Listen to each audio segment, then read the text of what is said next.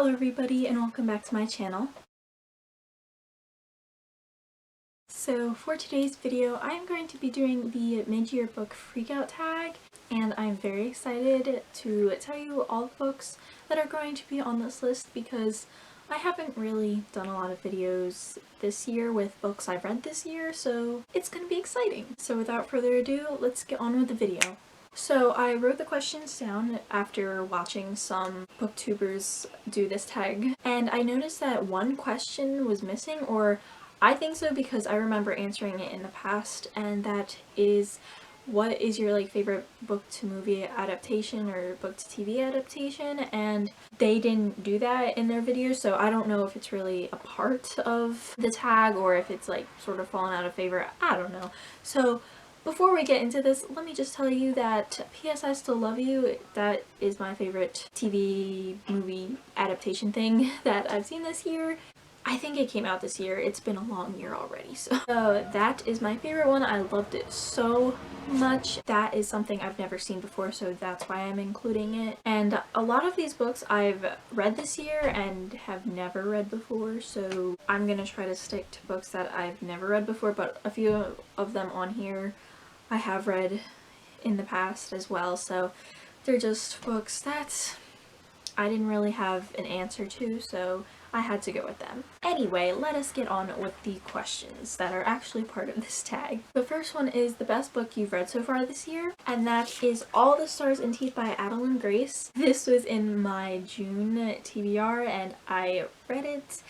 I loved it with all my heart. This is definitely going to be one of my favorites this year. I don't know if another book will top this, but I loved it so much. It's such a fun adventure story and it's amazing. It's about this girl who is the heir to a throne, but she has to prove herself before she can become the official heir. So she has to complete this task, but when things go awry, she is forced to flee with a pirate, and then she realizes that things aren't as they seem in her kingdom, and she has to figure out a way to stop the dark forces that are at work. This book was everything I could have wanted it to be. I just loved it. I love the cast of characters. There's 4 main ones and they're all my babies now and I love them. So definitely my favorite book this year that I've read so far. The next question is the best sequel you've read this year, and that has to be A Heart So Fierce and Broken by Bridget Kemmerer. This is the sequel to A Curse So Dark and Lonely by Bridget Kemmerer, and A Curse So Dark and Lonely was my second favorite book of last year. If you watched that video, then you'll know. So I love this book just as much. I think I liked A Curse So Dark and Lonely a little bit more, but I did like the characters we followed in this as well. I really like the other side to the story and the other characters' perspectives, and then there's some messed up things going on with the characters we love already, and it's a little sad, but I cannot wait for the third book because this book left on such a big cliffhanger. The next question is what is a new release you haven't read yet but want to read this year? And that is From Blood and Ash by Jennifer L. Armentrout. This is the most recent release I have with me, so I'm using this. This is also on my June TBR.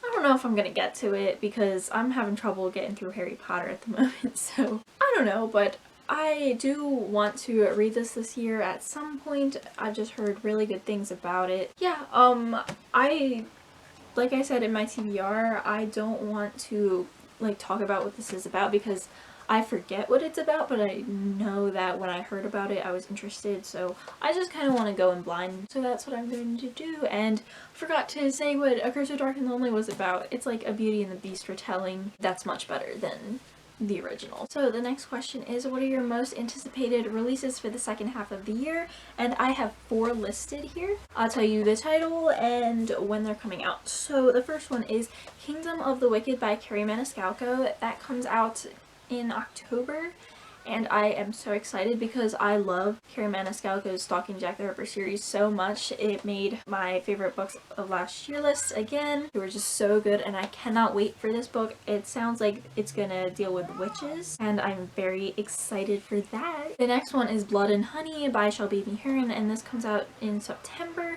and this is the sequel to Serpent and Dove. Serpent and Dove was another witch book, but it's about a witch hunter forced into a marriage with a witch, but they don't know, well, the witch knows who he is, the witch hunter doesn't know who she is. So it's really good. I loved it so much, and I cannot wait for the sequel, which comes out in September. The next book is A Sky Beyond the Storm by Saba Tahir, and this is book 4 in the An Ember in the Ashes series. This book comes out in December, and I cannot wait.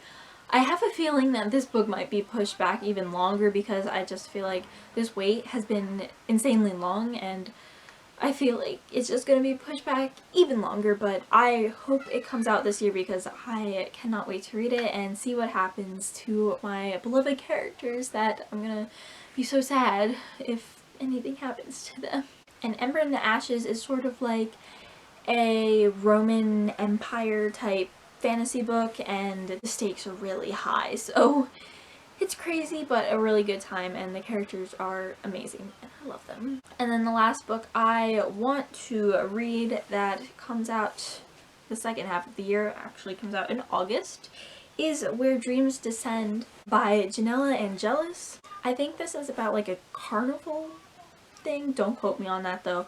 That's what the cover gives me vibes of, so I think that's what it's about, but I could be wrong, but I still want to read it because I've heard amazing things already from early reviewers. I can't wait. Okay, so now we are on to the question, what is the biggest disappointment of the year? And I haven't really read a ton of books that disappointed me or I gave low ratings, but this one I was really upset I didn't like, and that is Queen of Hearts by Colleen Oakes. Not my favorite Alice in Wonderland retelling. I didn't like how there was like no magic, and if there was, it was like really cruel and dark, and I want to see Wonderland in a happy light and a magical, whimsical light. This was just dark and I didn't really like the characters. It wasn't for me, so I'm really disappointed I didn't like this. So I'm glad I didn't buy the rest of the series because otherwise I definitely would have wasted my money because I did not like this book that much. So the next question is, what is the biggest surprise of this year? And that has to be Warcross by Marie Lu. This book was really good. I mean, I haven't read a dystopian book in quite a long time, or sci-fi. I'd say this is more dystopian? I don't know what I consider this book to be, but it's definitely in that futuristic world, and there's this game called Warcross, and then the main character glitches herself into like the opening game, sort of like the Olympics, but in this video game, and she is hired by the creator of Warcross to figure out who is trying to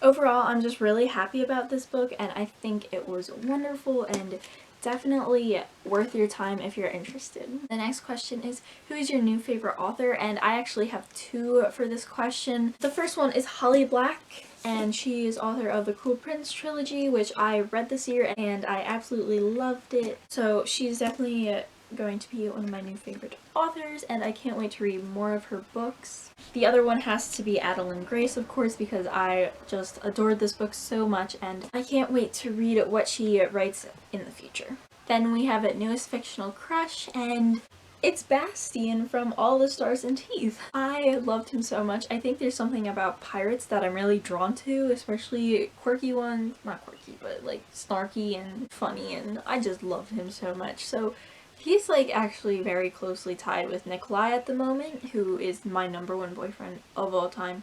Book boyfriend. Sadly, that is what it only is. But I loved him so much. I can't wait to read more about him in the sequel, and I'm so excited. Then the newest favorite character I have is Leah Mara from A Heart So Fierce and Broken. She is the new character in this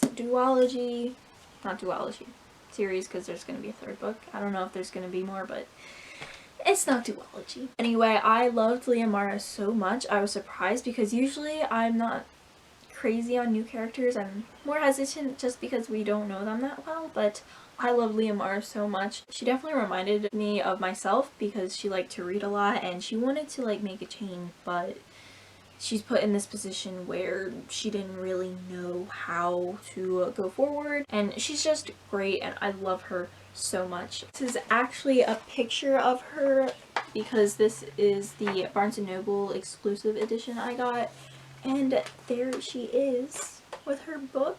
And I just love her so much. She's definitely a new favorite character. I know a ton of people don't like her as a character. I don't know why, but I do.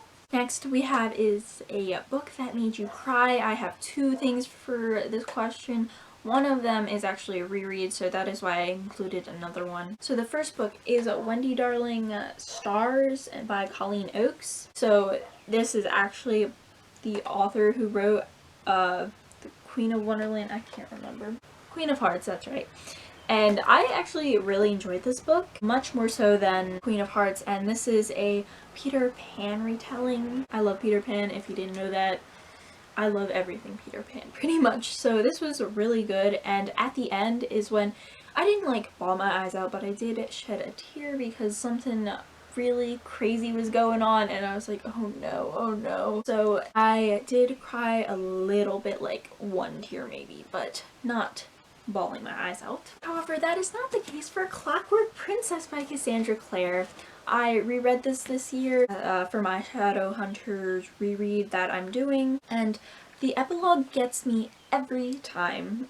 Because it will get me every time in the future as well, so I bawled my eyes out reading the epilogue. I can't help it. All I want to do is cry reading this book, especially at the end, and it's just so sad but so happy, and it's everything, and I love this book so much. I'm glad I got to reread it. But yes, that book really did make me cry a lot. On a happier note, the next question is a book that made you happy. I couldn't really think of one for this, but I did go with City of Bones by Cassandra Clare. I know, not a Cassandra Clare book. But I am just really happy that I am back in the Mortal Instruments world, and it just made me happy to see like all these characters that I'd forgotten about and like really get to know them again as an older me, whereas I read them in like 4th grade years ago, so it's been a while. So this just made me happy to read it again. So the next question is the most beautiful book you bought this year. I have two because I just can't pick which one. And the first one is Chain of Gold by Cassandra Clare. Yes, I know, another Cassandra Clare book, but it's just so pretty. Look at this beauty. It's like my favorite colors, this tealish seafoam green and yellowy gold, you know. So it's just a beautiful cover, stunning. I love this so much. Definitely my favorite cover out of all Cassandra Clare's books, and I'm very excited to read this. And then we have House of Earth and Blood, Crescent City by Sarah J. Maas, and this book is also beautiful. I love it. I think it is handsome, one of the gorgeous books I have ever gotten in my entire life. Just look at that. That is stunning. Absolute beauty.